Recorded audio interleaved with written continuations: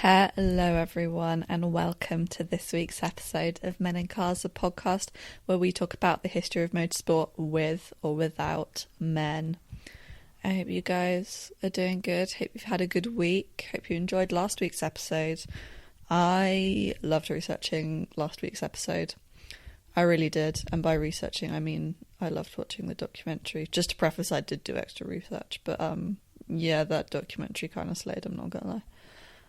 But yeah, so thank you for all the love on the Insta Reels. We're doing bits, which I really appreciate. The TikTok algorithm is really doing me dirty at the moment. I don't know why.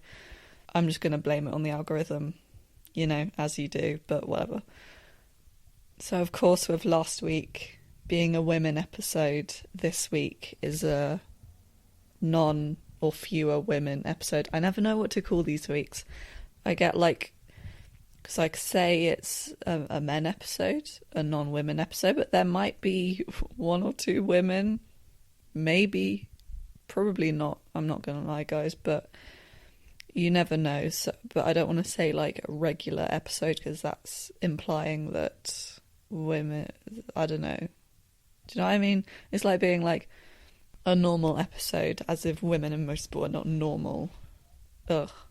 But yes, today we are talking about Brawn GP, which was the team that won the championship in 2009, both drivers and constructors. So this team, as we'll find out, was very short-lived, but very successful for a period of time, or successful enough to win the championship. So we're going to kind of go into the oranges... We're going to go into the origins of the... Did I say oranges again? The origins of the team. And we're going to talk about kind of which figures were involved in kind of, you know, bringing it to its success. And also how the 2009 team... Oh my God.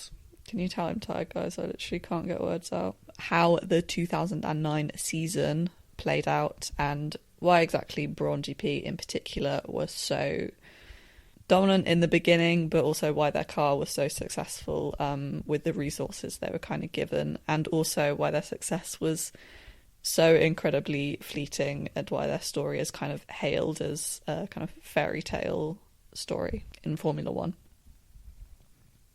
And I apologise if this episode is a bit all over the place. There are so many...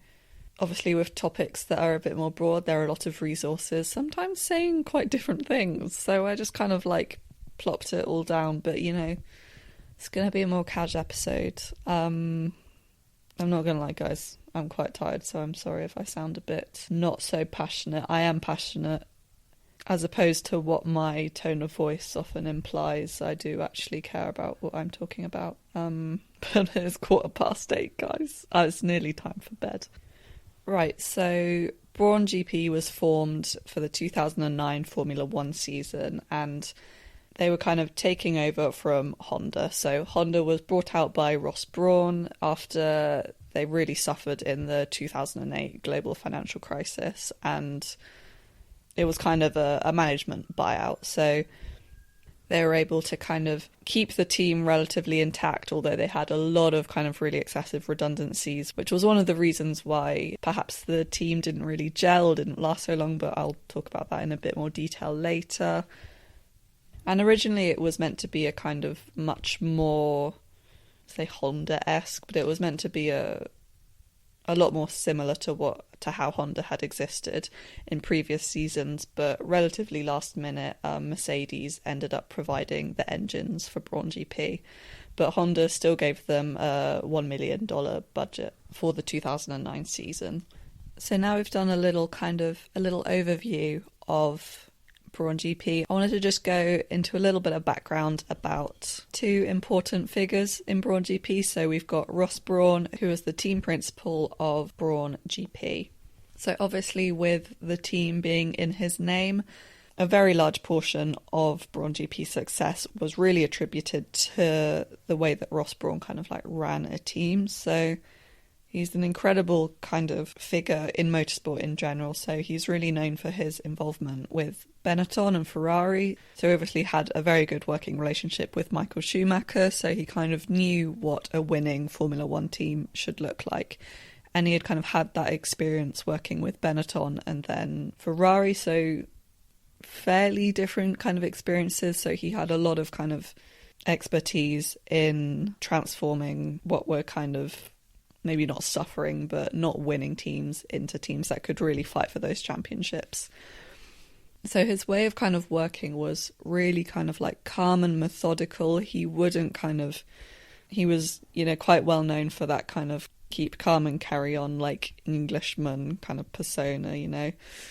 He also wasn't really too fond of the kind of tough love process, or he wasn't, didn't kind of play many like mind games with his drivers or his staff. He just, was very straightforward, and if there was a problem, he would kind of calmly fix it or, guide people in creating those solutions. So he was certainly a very good team principal, and I'm not sure exactly on the specifics, but he certainly played a role in the formation of Mercedes as a Formula One team again, because I know he was, the main reason why Michael Schumacher wanted to join Mercedes again after he retired.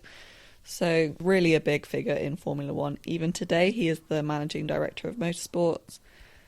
And obviously we couldn't talk about Brawn GP or the 2009 championship without talking about Jenson Button. So he's obviously the winner of the 2009 championship, but his kind of story, or his maybe more like reputation in Formula One, is one that people talk about quite a lot. He was, of course, a British driver and won his first kind of championship in 1998 when he won the British Formula Ford Championship. So after that, he was asked by Frank Williams to join Williams BMW in 2000.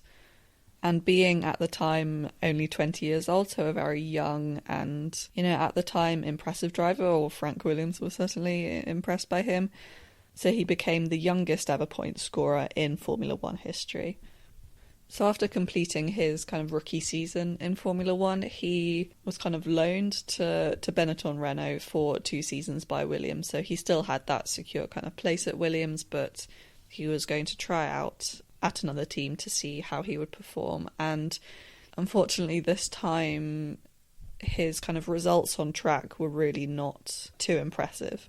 So he was really developing like an image as a kind of like playboy race car driver, so he would always be like photographed, pictured in tabloids with various kind of famous glamorous girlfriends. He bought loads of obviously fancy cars and a Monaco flat and a yacht and all these things that he really later described as kind of jeopardizing his career in many ways. And I think a lot of people in motorsport circles began to see him in quite a negative light, because they kind of thought, who does this guy think he is? He's, living this lifestyle and kind of wasting his life away and not performing on track. So people were kind of losing their patience with him almost. And this was most prominent when, after his 2-year stint at Benetton Renault, he went back to Williams and was teamed with Jacques Villeneuve, who, if you don't know, won the World Championship in 1997. And Villeneuve didn't have high expectations for Button at all. He really expected to, be miles ahead of him in championship standings and stuff like that. But it turned out that in 2004, Button really, outperformed Villeneuve very surprisingly and went on to actually finish 3rd in the 2004 championship. So that really cemented his place, and he then signed his contract again with Williams, so returning after that 2-year stint. So there's a lot of complications over his kind of move between those like Honda related teams and Williams. Won't go too much into it because it's quite complicated, with these teams changing names every year. I can't keep track. But yes, his early career was, quite tumultuous, and, that in itself led him to get a lot of media attention from that. So he very quickly gained a reputation as a winless wonder. So he was in Formula One competing sometimes to quite high levels, sometimes not so much, but he finally managed to win his first Grand Prix in 2006 in Hungary. which was, one of those wins where it's, a fan favourite, I think, because he had kind of been so close to the top, like, multiple times, and then fell right back down, and then been involved with multiple teams. Some helped him, some didn't. Like, it was really kind of a roller coaster. So when he signed with Brawn GP, who at the time everyone thought them just kind of on the brink of collapse, which, they weren't wrong, but obviously did not expect it to perform well. But he really obviously shone in that season, and above all odds is a phrase that is repeated quite a lot, won the championship. So after his time at Brawn GP, after they petered off, he went to McLaren, and whilst he obviously didn't win a championship again, he did have a lot of successes, a few race wins, and ended up racing until 2016. So I think part of the reason why he kind of carried on for a long time ahead was for quite a few more years after his championship win was because he was like, not only obviously had that passion for motorsport, but having that long period between his F1 debut, his first victory, and then also like the ability to have that enduring optimism and that ability to adapt to teams that are perhaps a little maybe behind or need that extra bit of patience to really kind of flourish. So it is a very good attribute, I think. And he is obviously a very talented driver as well. So let's set the scene. Cast your mind back to 2009. I was 7 years old, not that interested in this, I'm not going to lie.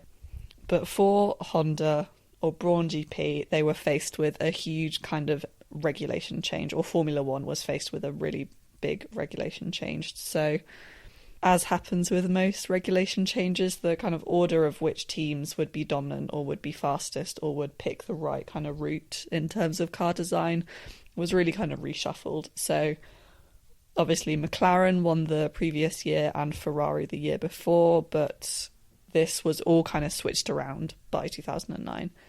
So for Brawn GP, by the beginning of the season, or by kind of like end of 2008 or January 2009, they were really kind of struggling or kind of scrambling in terms of finding new owners, new investors to really secure their place as a viable Formula One team. So expectations within the team was kind of a bit mixed. Obviously, they were still kind of suffering from those redundancies they had to make, and also obviously their budget was incredibly tight compared to the other teams that were a lot more developed, obviously. So when they got to testing the car in Brackley, as I said before, expectations not that high. They were, expecting to just kind of stay afloat until they can kind of build up enough investment or credibility along the season. But the aerodynamics team kept telling them that their numbers showed their car to be 2 seconds faster than every other car on the grid. And you would think the team would be kind of, thrilled by this. This is obviously incredible, but they were actually incredibly frustrated and annoyed because they did not believe the aerodynamics team. They thought they were lying. They thought they were doing a shoddy job and, the numbers were wrong. But surprise, surprise, they were not wrong. And I'll go into kind of the technical aspects of this a bit later to the best of my ability. But this improvement that they'd obviously made, or the ability they had to make such a quick car, meant that less than a month before the season started, there was a deal struck where Brawn bought out the team, but Honda would provide that $100 million just for one season, just whilst, they find their feet. So everyone waited with bated breath for the start of the season, and it was a very good start. So in the first race of the season in Australia, they achieved a 1-2 in qualifying and also in the race. So Jenson Button won the race and his teammate Rubens Barrichello came second. So throughout that season, Jenson Button ended up winning 6 out of the first 7 races, so an incredibly dominant car right at the beginning of the season. And this caused him to gain enough momentum or enough points in his own right that he ended up winning the championship by the Brazilian Grand Prix in October. And Rubens Barrichello ended up finishing third, even though he only won kind of 2 races overall. And obviously Brawn GP also won the constructors as well. So, by the time of their kind of decline or by the time that other teams began to pick up a bit, they had already kind of established or earned enough points to win the championship by that point. So seeing the kind of success that Brawn was having with their engines and with their design choices on the car, Mercedes-Benz purchased a 75.1% stake in the team, leading the team to, be renamed Mercedes GP Petronas in 2010. So I think they kind of saw the potential in, obviously, Ross Brawn, even though he was a very established figure beforehand. But with Mercedes, even though they weren't a Formula One team in their own namesake very much in Formula One before 2010, they still provided engines to multiple teams. So they were obviously a very established company in motorsport and motoring in general. So let's get into a bit more detail about the car and about how Brawn began to, decline and built up. So it's all kind of interwoven. It's quite a technical one, guys. I'm really testing my knowledge. It is very interesting, though. I find, I need to read Adrian Newey's book. Once I read that book, guys, I'm going to be an expert. I could take his job for real. Anyway, so by the end of 2008, Honda were realising that they weren't very dominant, or they were kind of, quite midfield, or they, kind of gave up. So they decided to kind of forget about the current season and really focus on producing a car that would really succeed in the new regulations for 2009, which was a very good idea, at the time, but it caused a few kind of issues because obviously in 2008 they didn't predict, changing engines or, being formed into a different team. So the car was designed for a Honda engine, but obviously they ended up using a Mercedes one. So that led to a fairly substantial kind of reconfiguration of the car, and they really had to kind of grapple with how this new configuration would impact their speed. So a lot of the kind of design choices they made with the budget or the resources they had quite a lot of it was probably luck, to be completely honest. So they only had the budget to make 3 chassis. So that's one for each driver and then a spare one, which was extremely low compared to other teams like McLaren or Ferrari that had, many, many, many more. But thank goodness they went down the right road. So what most people think of when you think of Brawn GP or their design choices or why they were so dominant was the use of a double diffuser. So an element of the 2009 regulations was to reduce the size of what types of diffusers were allowed. And this was in an attempt to kind of reduce downforce on cars, really. So if you don't know, a diffuser is kind of a piece of a bodywork of a Formula One car at the rear that creates downforce by kind of accelerating that flow of air that goes underneath the car. So that air being kind of forced under the car creates a really kind of low pressure area, so the car goes lower onto the track, increases grip and makes it faster, presumably. Look at me explaining stuff. So obviously whilst the FIA kind of had a very specific intention for these rules, the way they kind of phrased it or the way it was kind of implemented meant that teams were obviously going to find loopholes in this. So Brawn came up with the idea of using a double-decker diffuser. So this was 2 diffusers or 2 smaller diffusers that were built into that crash structure of the car. So creating those same levels of downforce, but still adhering to those rules.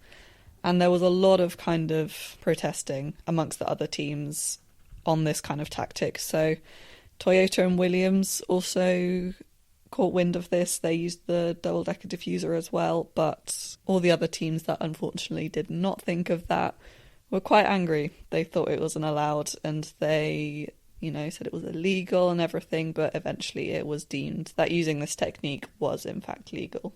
So even though using a double diffuser was obviously like a big deal at the time, or it was kind of a contributor to their speed, of course, but it wasn't kind of the sole reason of why they were so quick. So although other teams obviously tried to argue otherwise, they found out that if you removed the double diffuser, the cars would only be about 0.3 slower than... Oh my god, sorry, my iPad was dinging.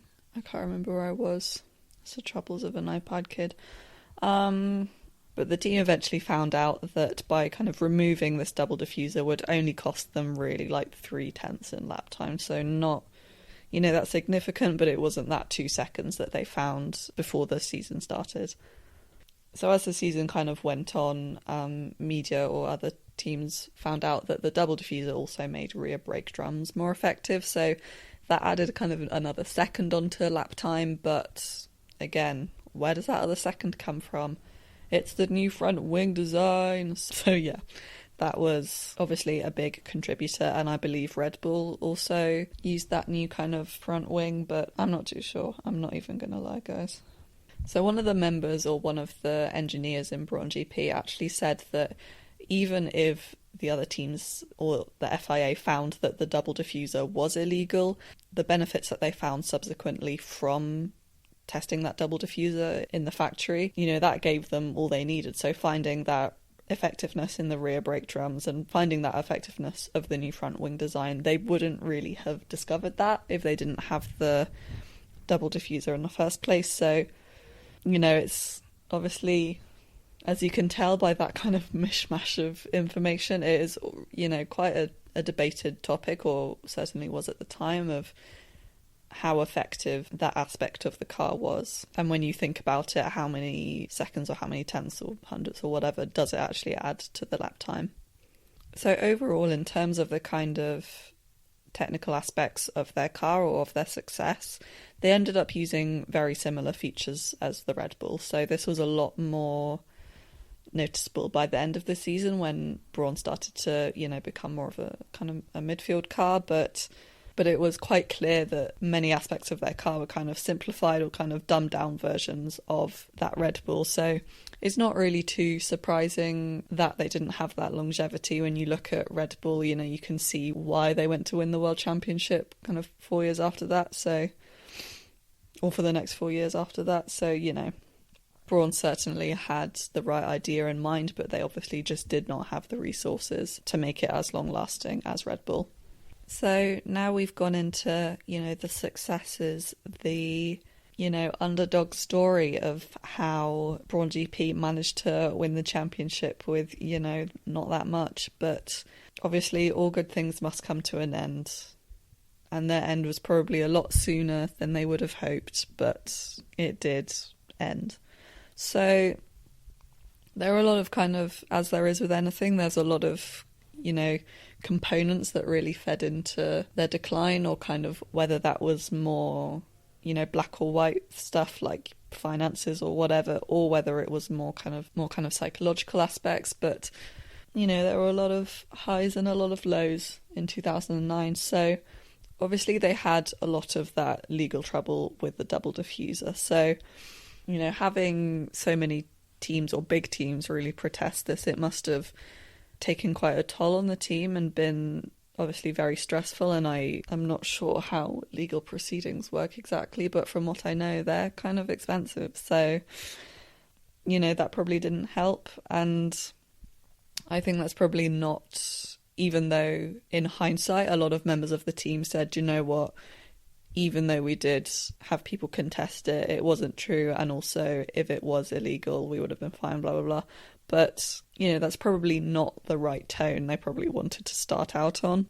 And also, speaking of the kind of start the team had, I think Ross Brawn in particular really kind of didn't like the amounts of redundancies that they really had to take. So I think it was between kind of 270, 300 people were actually made redundant from Honda, and that was really kind of felt in the team. There were a lot of corners they had to cut, or a lot of people whose absence they really kind of felt, or whose skill set they really were missing.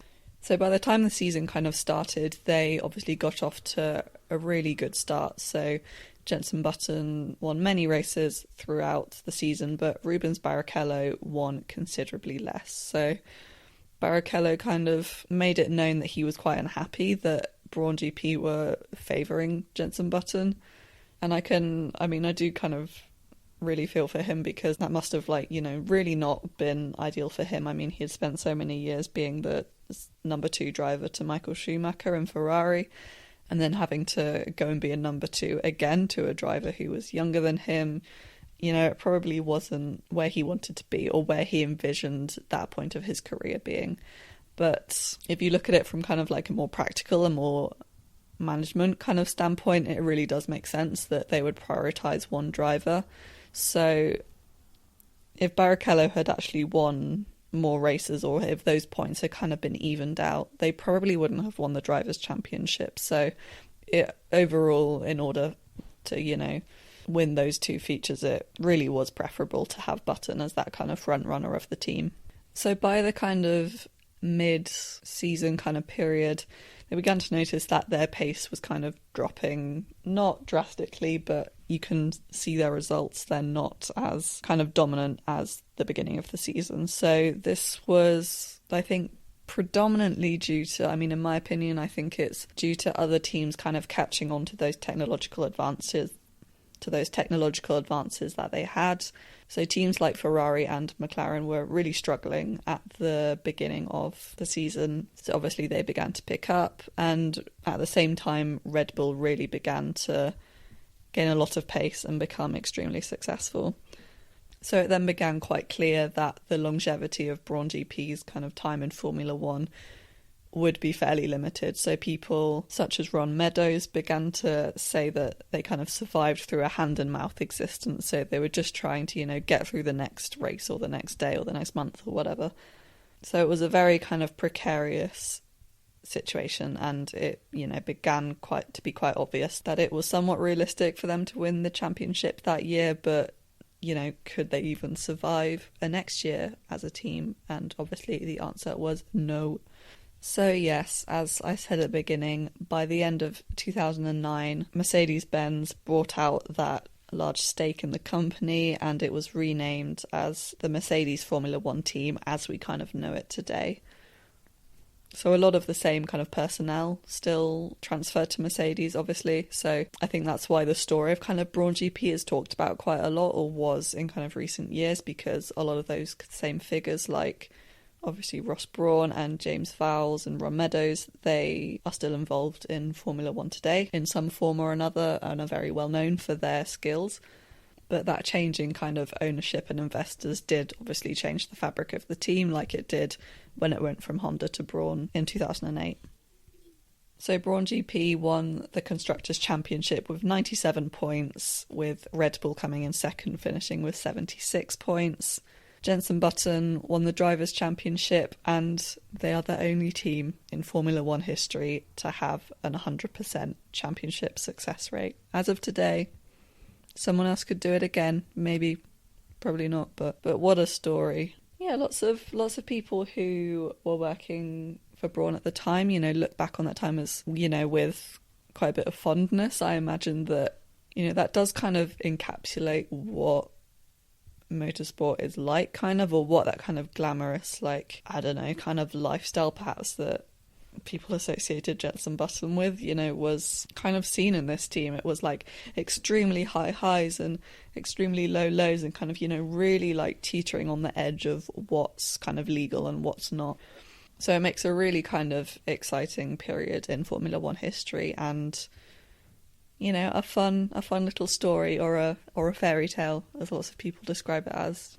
Don't know if it qualifies as that, but And when I was researching this episode, I noticed, I think this time last year, there was a lot of articles about there being a documentary about Brawn GP on Disney+, although I read a few of the articles and it was like, coming out soon, Keanu Reeves is narrating it or doing it or whatever. It was like, it's coming soon, and there was literally like nothing published about it since. So I don't know if that's happening, but I wish it did so I could watch it and get good notes for this episode. But whatever, it's really interesting actually seeing the like BBC articles about this. So they're all still like online, and they're all from the time, so you can kind of trace that kind of rise and decline and like how people viewed it and how surprised people were. So it's really interesting actually. But yes, it's also kind of important to consider how this team was seen in hindsight and in reference to like other teams' development. Just because obviously if you get caught up in all that excitement, I don't want anything to be exaggerated, or, we want reliable sources, reliable information on men in cars. So So yes, I hope you guys enjoyed this episode. If you did, you know what to do. Give it a 5 stars on Spotify. Give us a follow as well, also on Apple Podcasts.